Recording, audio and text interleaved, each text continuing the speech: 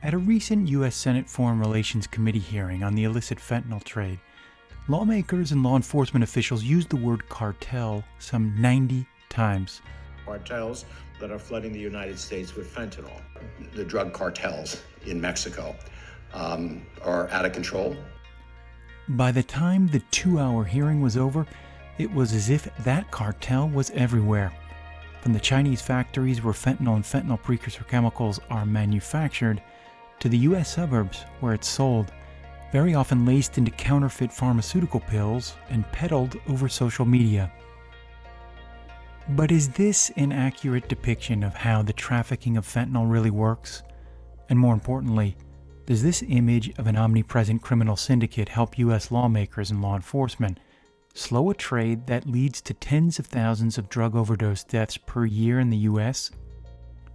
Over our 5 years of researching the fentanyl trade, dozens of law enforcement and experts on crime have described this trade not so much as a cartel, but as a complex, multi-layered criminal network.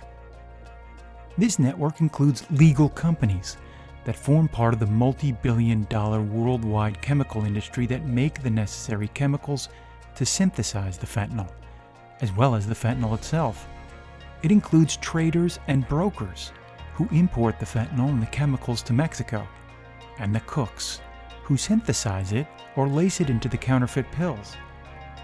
Most of this network has little or no direct contact with the cartels. These cartels, namely the Sinaloa cartel and the Jalisco cartel, specialize in obtaining large amounts of the ingredients in pure fentanyl, then moving the fentanyl across the U.S. border in bulk, for which they charge a premium.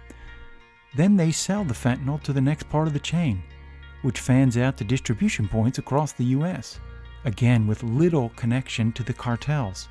Of course, that's not the image you get from listening to U.S. lawmakers. The result is a distorted vision of the criminal operations, one that leaves the impression that by concentrating the government's limited resources on the Sinaloa and Jalisco cartels, the problem will be solved. But fentanyl, even more than previous drugs, is governed by the laws of economics.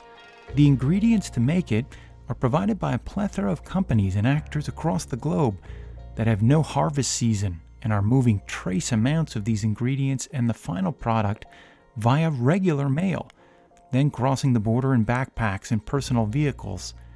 To mitigate this problem, it's important to have a more realistic map of the criminal networks. But the wanton use of the word cartel by U.S. officials is not getting us any closer. Read our analysis of cartel rhetoric at insightcrime.org.